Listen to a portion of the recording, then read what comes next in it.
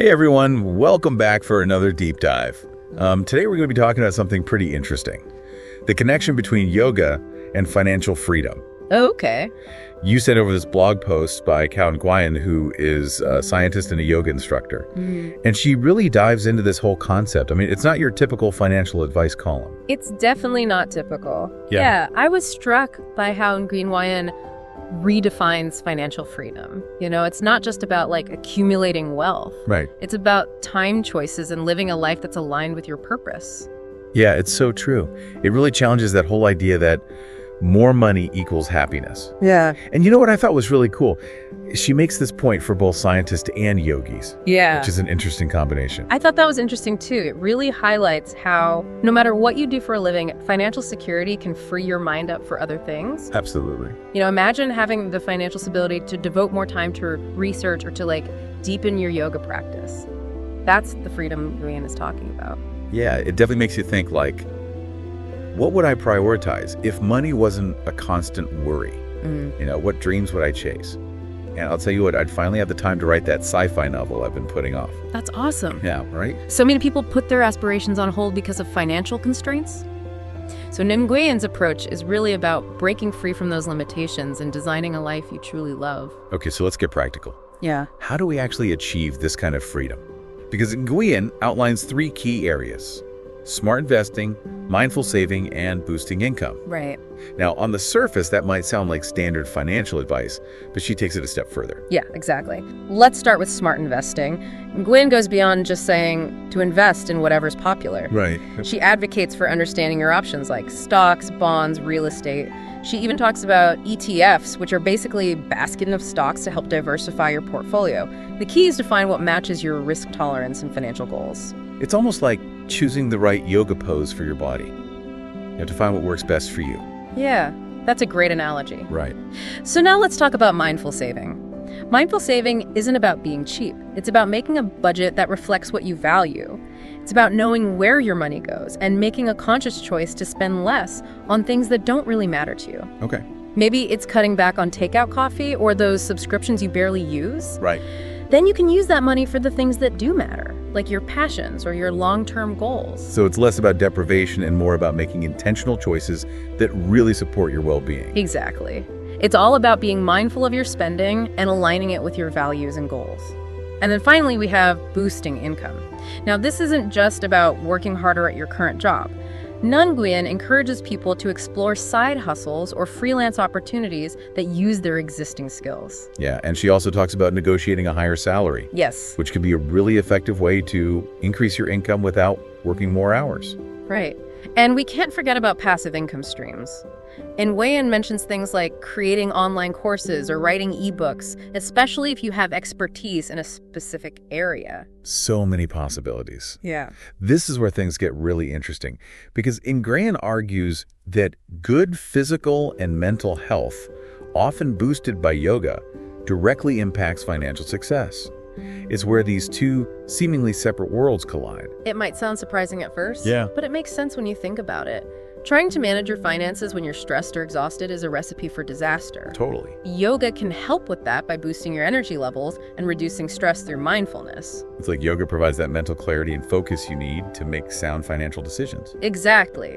When you're calm and centered, you're less likely to make impulsive purchases or let your emotions influence your investments. And yoga's emphasis on discipline and self-awareness can lead to better financial habits. It's not a magic bullet, but it can be a powerful tool. Okay, so I'm starting to see the connection. Yeah. But how does yoga specifically apply to things like investing or budgeting? Well, let's consider the yoga principle of non-attachment. Okay. This can be so helpful when it comes to investing. Markets fluctuate, and it's easy to get caught up in the emotional roller coaster. Yeah, for sure. But if you can approach your investments with a sense of detachment, focusing on your long-term goals rather than the day-to-day changes, you're more likely to make rational decisions and avoid panic selling. So you're saying that applying a yoga principle like non-attachment could actually lead to better investment outcomes? It's definitely possible. Remember, Nguyen is advocating for a holistic approach, where your physical, mental, and financial well-being are all connected. Yoga can be a powerful tool to help you develop the mindset and habits that contribute to success in every area of your life, including your finances. This is blowing my mind a little bit. Yeah. But I have to ask, for someone completely new to yoga, how do they even begin to integrate these principles into their financial life? Do they need to become like a yoga master overnight? No, not at all. Even incorporating small practices like mindful breathing or short meditation sessions can make a difference. So taking a few minutes each day to just quiet the mind and focus on your breath can help create that sense of clarity and intention that translates into better financial decision-making. Precisely. You don't need to be doing handstands to benefit from yoga. Start small, be consistent, and you'll likely be surprised at the positive impact it can have on your well-being, including your financial life. This has been so eye-opening. We've gone beyond the typical financial advice and explored how incorporating yoga can bring a whole new dimension to achieving financial freedom. And we've only just scratched the surface. Yeah, there's definitely a lot more to explore with Nguyen's approach. Remember her 3-step roadmap? Yeah. Define your goals, create a roadmap using yoga principles, and then take action. It's all about aligning your actions with your intentions. Right, and she gives some really practical examples. Like she suggests starting with a simple question. What does financial freedom actually look like for you? Is it early retirement? Is it starting your own business? Or just having enough money to pursue your passions without constantly worrying about bills? It's a really important first step. Once you have a clear vision, you can start mapping out a plan using those yoga principles we've been talking about. Let's say your goal is to save for a down payment on a house. Okay. Using the concept of non-attachment, you can avoid getting discouraged by things like market fluctuations or interest rate changes. So instead of feeling overwhelmed by those external factors, you just stay focused on your goal and keep working towards it. Exactly. It's kind of like holding a yoga pose. You know, you might wobble or feel some discomfort, but you just breathe through it and stay focused. And similarly, when you're saving for a big goal, there will be challenges along the way, but you stick to your plan and trust the process. That makes a lot of sense. So what about the action part? Nguyen talks a lot about taking consistent steps towards your financial goals. Yeah. Does she give specific strategies for investing, saving, or boosting income? She does. For investing, she recommends starting with educating yourself, understanding the different options, assessing your risk tolerance, and maybe even talking to a financial advisor. She even mentions using online platforms or apps that can make investing easier for beginners. And then she suggests starting small and gradually increasing your investments as you get more comfortable. So you don't need to have a ton of money to get started. It's more about taking those first steps and building your confidence over time. Exactly. It's like starting a yoga practice. You wouldn't jump into the most advanced poses right away. You gradually build strength and flexibility. The same principle applies to investing. I love how Nguyen makes these connections between things that seem so different, such a fresh perspective. So what about saving? Does she offer any specific tips beyond just creating a budget? Yeah, she does. She talks about automating your savings. So a portion of your income goes directly into your savings account each month. It takes the effort out of saving and helps you build that financial cushion consistently. She also suggests things like negotiating better deals with service providers or finding ones to reduce your monthly expenses like your phone bill or internet plan. Every little bit you save can add up to something bigger. It's those small, consistent actions that really make a difference in the long run. Right, absolutely. It's about shifting your mindset from, I can't afford to save, to, I'm making a conscious choice to prioritize my financial well-being. You know, I think a lot of people struggle with that mindset shift. It can be really daunting to even think about saving when you're already feeling financially stretched. I get that. And that's where the yoga principles can be so helpful. Practices like mindfulness can help you become more aware of your spending habits and identify areas where you might be mindlessly spending money. It's about becoming more intentional with your finances. So instead of just automatically reaching for your credit card, you pause, take a breath and ask yourself, do I really need this? Or am I just trying to fill some kind of emotional void? Exactly. That's the power of mindfulness. It brings awareness to your actions and helps you make choices that are aligned with your values and goals. Wow, this is making me rethink my whole approach to finances. Yeah. It's not just about numbers and spreadsheets. It's about mindset habits and making conscious choices that support my overall well-being. That's exactly what Nguyen is getting at. She's advocating for a more holistic approach to financial freedom, where your physical, mental, and financial health are all connected. It's about creating a life where you have the resources and the freedom to pursue your passions, take care of your well-being, and contribute to the world in a meaningful way. It's such an empowering vision. But what about the challenges? I mean, achieving financial freedom, even with yoga's help, isn't always easy. How does Nguyen address those potential obstacles and setbacks that people might face along the way? She emphasizes the importance of resilience and self-compassion. Just like in yoga, if you fall out of a pose, you gently guide yourself back in. In the same way, you might also experience financial setbacks.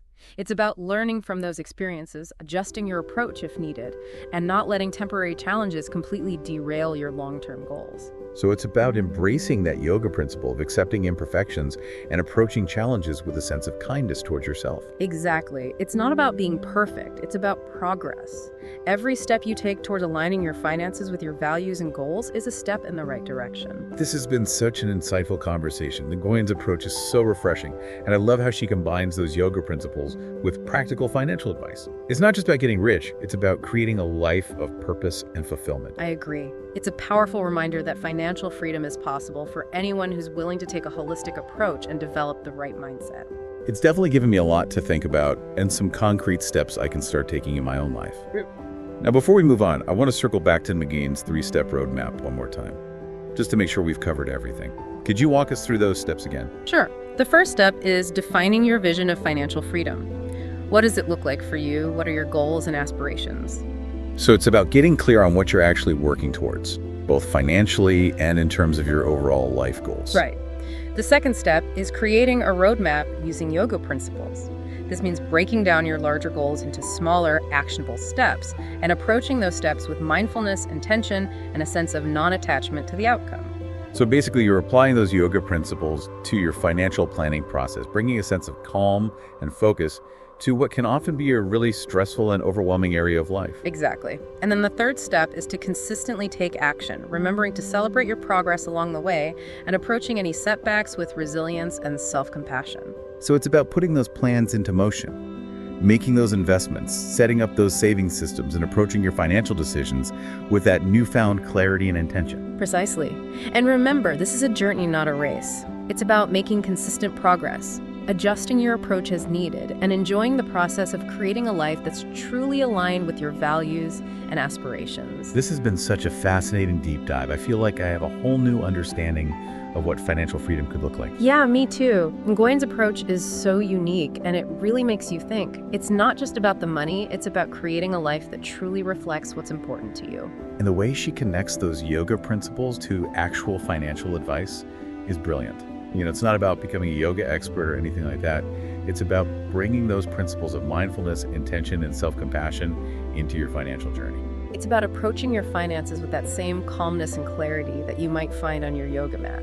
That shift in mindset can really change everything. So I'm curious what really resonated with you from this whole deep dive. Was there a particular concept or strategy that stood out to you?